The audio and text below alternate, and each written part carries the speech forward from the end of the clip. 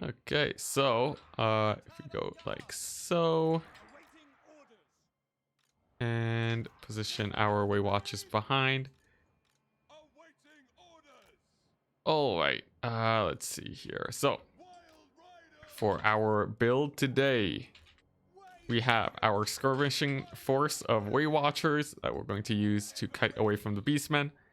And after that, it's just things to defend them. That being our wild riders, to throw their lives away for the way watchers, and some glade riders to punish any cavalry that gets too close. For our front line, it's the usual wood elf style. There aren't too many infantry units you can take. It's just a mix of dryads and spearmen. For the leadership, we have the glade lord, the spellsinger of life, both flying so that they can cause fear and terror. And for the glade lord, we took the usual suspects and arrows of Kurnos to deal with chariots. All right. So according to Zyphos, wild riders, we won't be throwing away their lives, but we will be using them to defend the way watchers for sure. So that out of the way, we'll give a good look, have fun to our opponent, and get into the game. See how this goes. They have an army of 1,100, nearly double our own. But we do have very effective units that will hopefully trade up into the Beastmen. We shall see, though. One of the main ways, one of the main advantages we have anyways, is our Glade Lord. And it will be imperative that we keep her alive this game. So as the battle gets started, we're going to look at the Beastmen forces. And it looks like they have opted for Minotaurs, some Razorgore herds, and Kazrak One Eye on a chariot. So pretty interesting choice on that front. Let's see here. Not sure how I feel about Kazrak. Looks like he did manage to dodge our initial volley. We're going to start shooting the Razorgore herd. And probably try to chase off these Centaur throwing axes with our cavalry. There we go. We got them to pull back. And we can also get our way watchers to put some damage in. Nice. There's also some Ungor raiders that have been spotted. We can pepper them a little bit too. And so far, we're trading pretty effectively. We haven't taken too much damage yet, except for our cavalry on that flank. So we're going to heal them up and shoot a volley at the Razorgore herd. Nice. Getting them to rampage means that we can now send our cavalry in to take them out. There is the threat of the Beastmen cavalry coming in. So we're going to loose a volley on them. And yeah, just continue to pull back. There we go.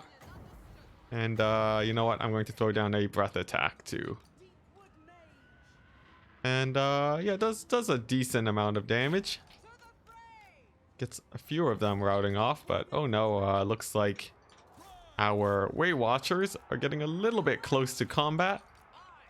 So we're going to pull them back, bring in the cavalry to support. And just make sure that we don't have too many threats coming in. We have some range units coming in from the side. They can take way watcher fire. There we go. And our spellsinger of life can also go deal with them. Oh, there's also some minotaurs coming in. We can throw a net down on them and start shooting them with arrows. Hopefully that deals with them. I also see a manticore summon coming in.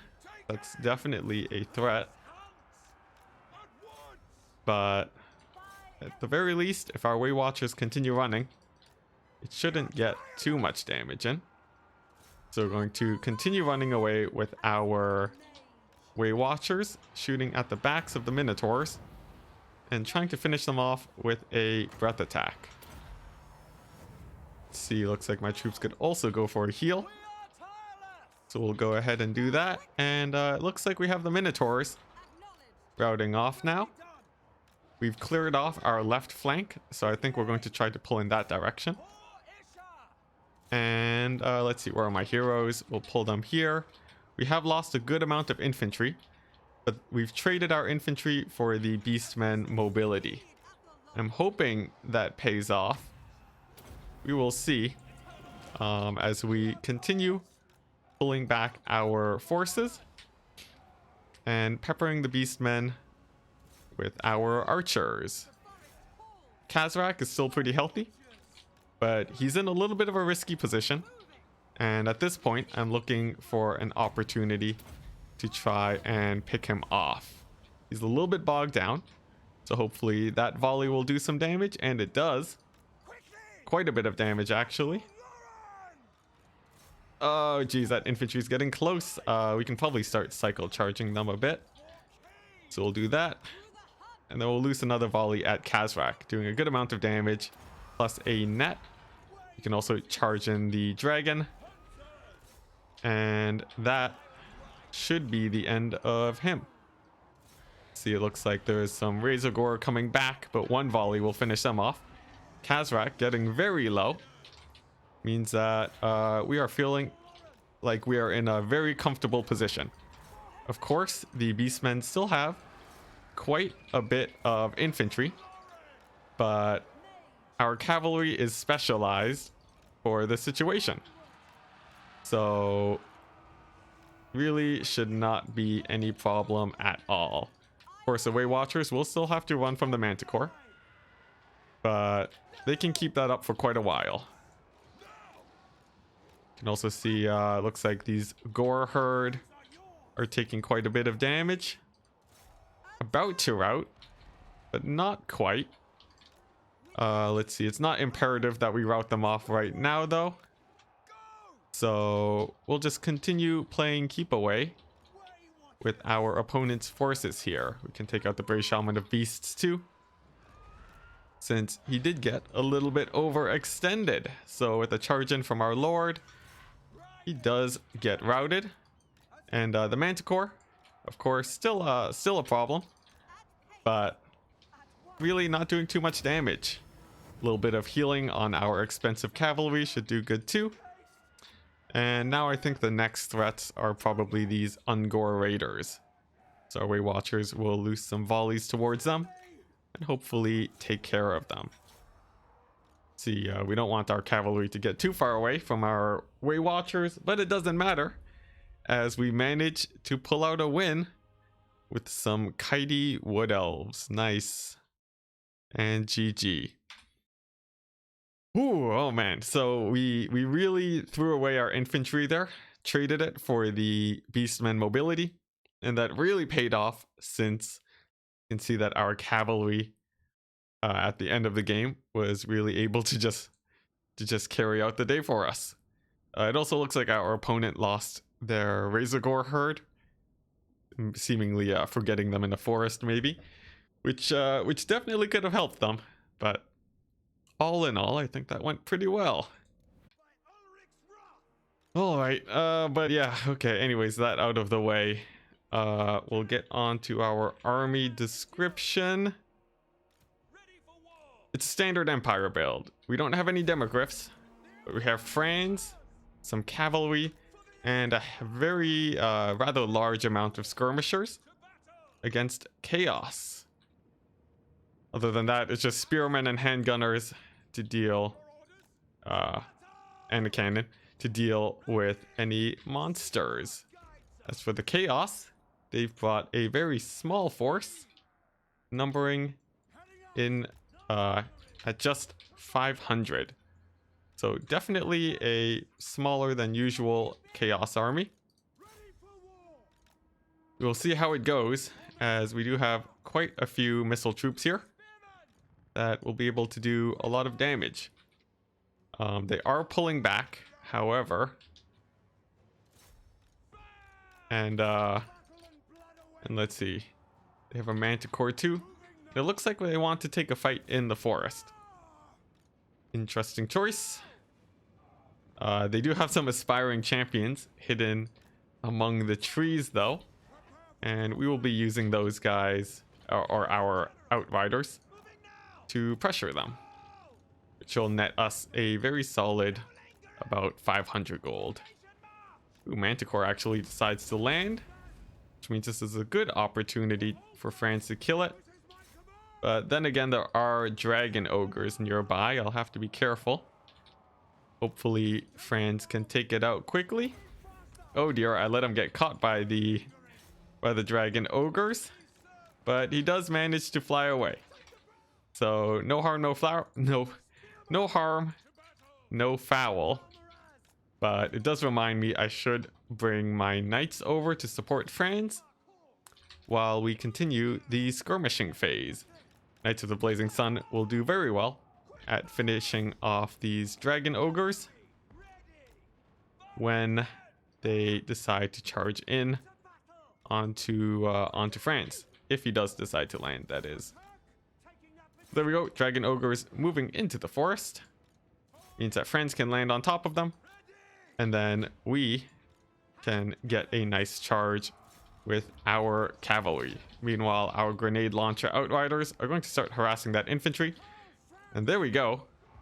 We managed to rout off the dragon ogres a lot faster than I would have expected. We're now going to pull back though, since there is... Oh, it's just a chaos sorcerer.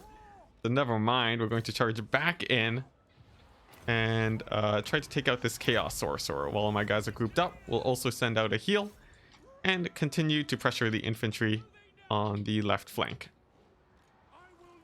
So at this point, France should be doing pretty good damage to that sorcerer. Seems like he's missed a few shots actually, but no problem. And we've managed to rout off the feral manticore. An AoE does come in, but we just barely managed to pull out with about 2/3 of that outrider unit. Those some marauder horsemen along the back. Not a problem though, as we can move our spears in to screen them away. Might as well turn our handguns too to get that nice bit of damage on them. Chaos lines are now getting closer, so the pressure is on me.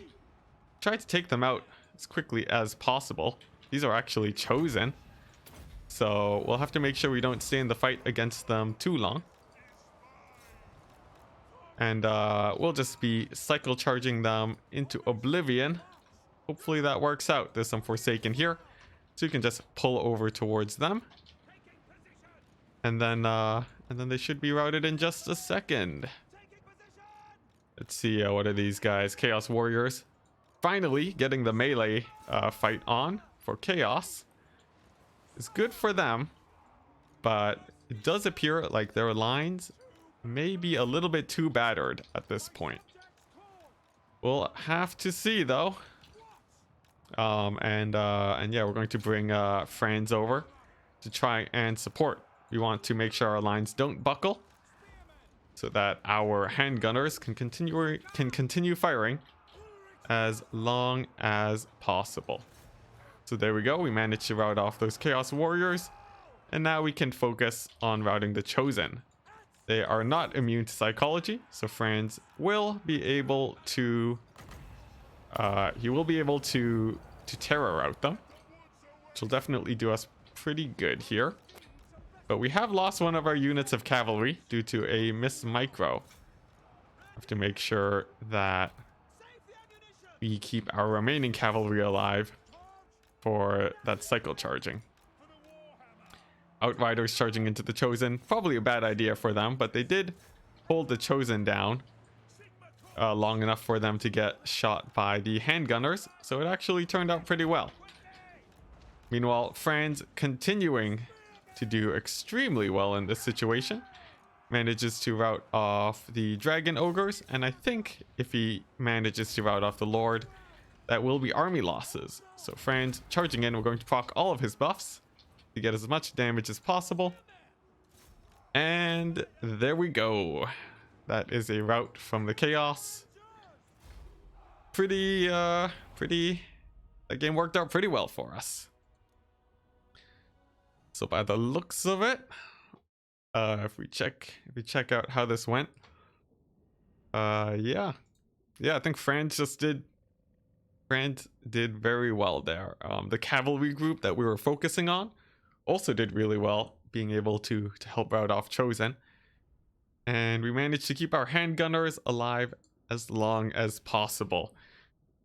For the chaos build, I would say you probably want more mobility.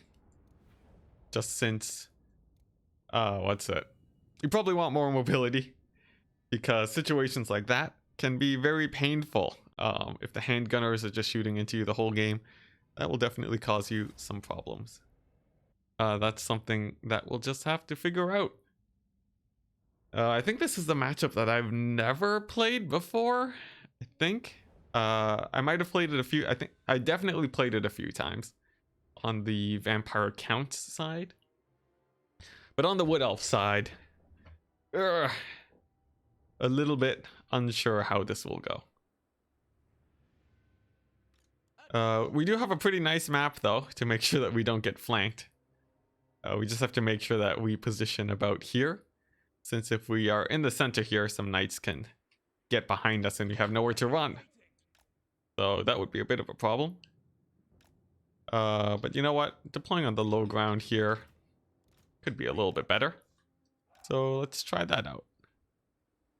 Yeah, that way if there's any knights over here that want to loop around, it'll take them a lot longer to do so. Let's see, you don't have much infantry clearing here. You need infantry to clean skeletons and summons. But Zyphos, don't we have cycle charging? Isn't that the ultimate infantry killer? These bad boys. Like if they all die in a cavalry fight, then that's bad for sure, but I have no idea how to judge the situation. Apparently one war dancer is all you need though, so we might have missed out and taken too much cavalry. We shall see. So yeah, we'll just go over the army once again real quick. Going for the usual Wood Elf kite build with a heavy cavalry focus. And yeah, that's about it. Wood Elves don't vary too much in their builds, at least not until the DLC comes out. We have a Glade Lord and a Spell Singer, both on horses to stay fast and to stay out of the sky.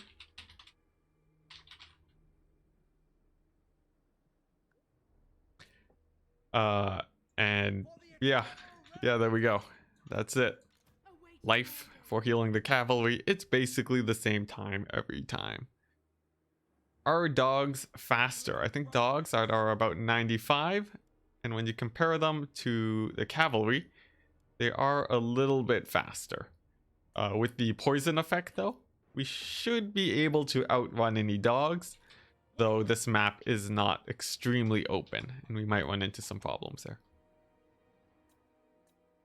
All right. So our opponent is ready, and it looks like he went for a bunch of ethereal units. Thank goodness we brought the Wild Hunters of Kronos. All right, we're going to loose a volley at the Claw of Nagash, and there we go. Getting a good amount of damage on it. We can now throw a net down, and another volley should be able to take it out. Looks like it just barely doesn't. We'll have to sit around to loose another one any moment now. There we go, and the Claw of Nagash should be dealt with. Now going to pull our guys back behind the defenses of our spears, and there are some Chillgeists coming in pretty hot. We will have to sacrifice some cavalry to take care of them, and things are now getting extremely messy. Let's see here. These spears, we're going to take 1 unit of spears to hold up those guys, and then bring our anti-magic cavalry in to deal with the Chillgeists. Way Watchers, you guys continue to run for your lives and get some volleys off on those Karen race. Spellsinger, you definitely want to get to safety. And this cavalry can pull back to cycle charge. Same with our magic damage cavalry. See, Wild Riders you pull back to. Way Watchers, I guess you can focus some Banshees. See, Chillgeists are pulling towards us. A little bit of a problem. We don't have any heals. But I think my Spellsinger does magic damage. That's good. Alright, yeah, so Chillgeist should be dealt with. And now we just have a bunch of Karen Wraiths to kill. Oh, actually, I see an opportunity here. So, Way Watchers are going to pull back. We're going to net the Banshee and start shooting her with our Way Watchers. Our Way Watchers don't really have much in the form of magic damage, but they just do so much damage in general. They should be able to take that guy out. Let's see here. A Strigoi Ghoul King is causing us a little bit of trouble here. But we do manage to escape with our... with our healer. Before the Ghoul King can get to her. So, good for us there. And now we just really want to make sure that we keep our magic resist cavalry, magic damage cavalry alive. I think our Glade Riders, our Glade Riders with poison arrows also do magic damage. So we want to keep them alive and shooting too. We have lost one of the poison Glade Riders. A bit of a misplay on my part. But we should still have enough to carry out the game. See some Karen Wraiths now moving towards our gun line. Actually, no, it looks like they're moving towards our Wild Riders. We definitely don't want those guys to die. Come on, get healed and run for your lives. There we go. They pull back safely. And with that out of the way, I think it's mostly just this Ghoul King that we have to deal with. We have a Prey of Anathrema in 5 seconds. And we'll be using that to net the Ghoul King and hopefully get a kill. So there we go, he's netted. And our Way Watchers can now focus him down. And hey, with that, we hit army losses. So GG. Boy, oh my gosh. Yeah, that was pretty sketchy. Our opponent definitely had some misplays there. Losing the Mortis engine was really big, although it wouldn't have done too much damage anyways. And really not jumping the Way Watchers was pretty painful. Our cavalry did get quite a bit of damage thanks to them not having a lot of cavalry themselves. And with all of that happening, it went pretty well for us. But it definitely could have been scarier.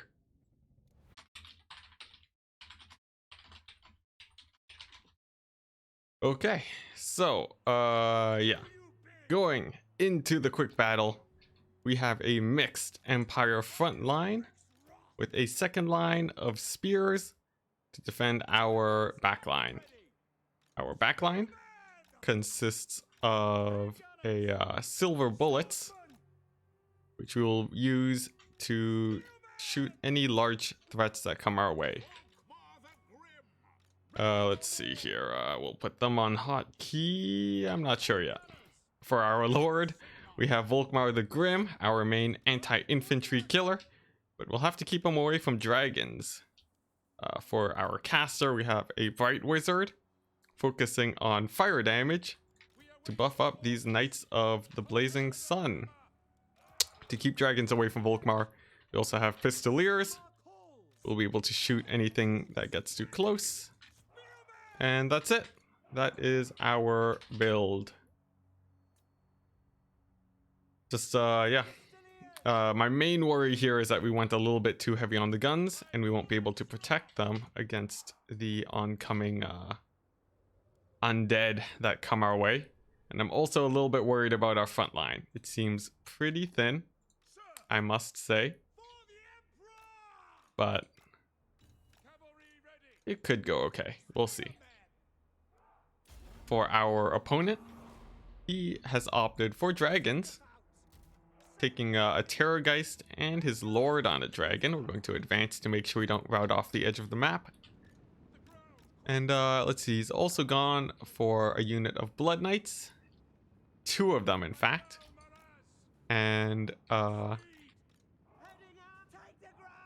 someone's calling me. Oh dear. Who's calling me?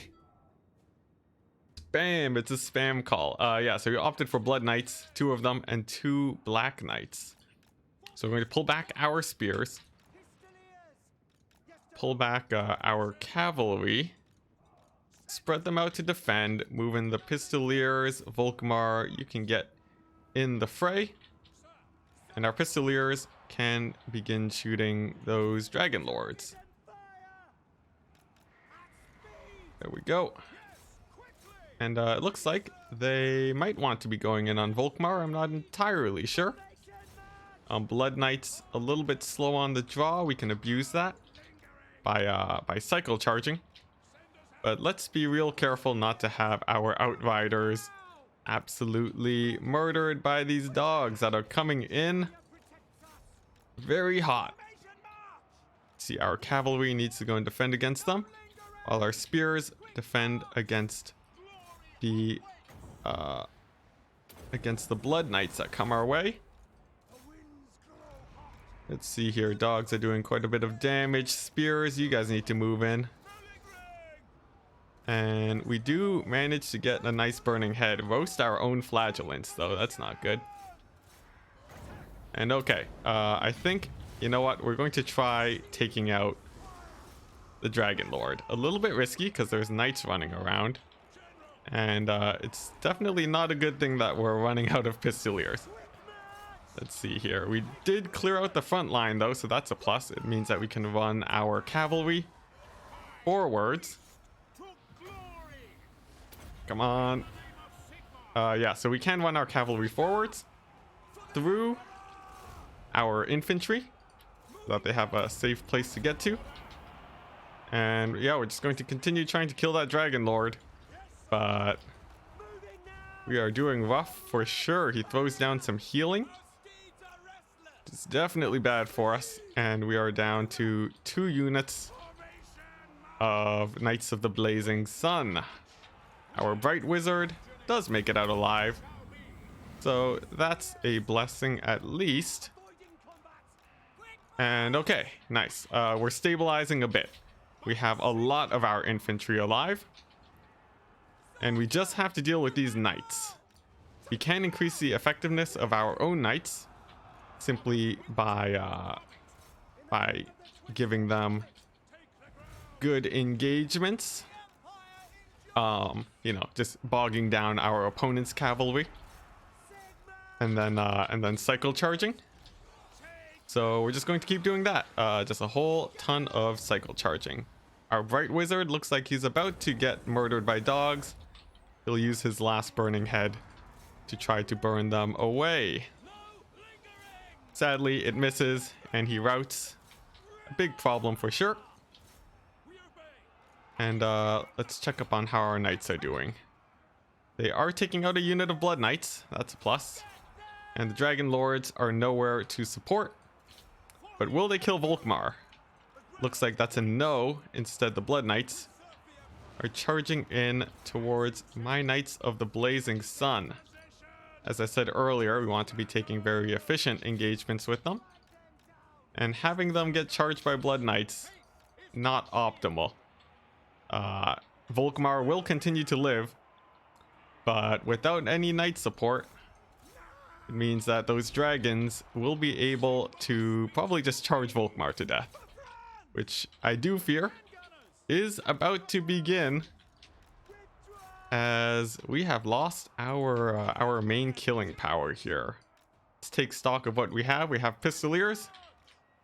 We have Volkmar.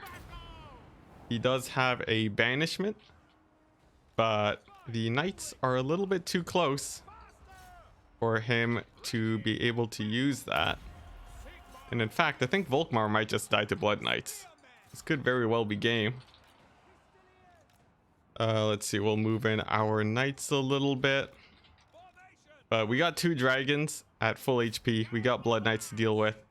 I don't think there is much we can do here. So GG. And I think we took too many guns. My fears were indeed correct. And we just couldn't defend our... we couldn't support our backline. Way too many Pistoliers. It would have been much better if these had been knights instead. You can see, of course, our opponent, the Blood Knights, performing extremely well as they are elite cavalry. You would expect them to do well. And the dogs, even though they did trade themselves out, they still got quite a few kills on both sides.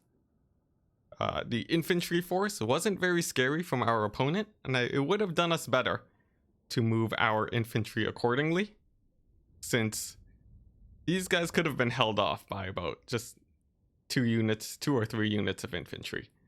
So a misplay there. But yeah. Maybe if I pull back my Pistoliers to chase off the dogs, but skirmishing on such a small map, also probably a bad idea. So okay. Yeah, I think we'll call the stream out for now, doing it a little bit early so that I can continue working on my Discord bot, which, by the way, if you want to join the Discord, you can scroll down a bit and click there. You can queue up to play some ranked. Otherwise, yeah, if you want to see more content, you can follow or sub or whatever suits you. And I will see all of y'all tomorrow, as we'll be streaming then at about the same time.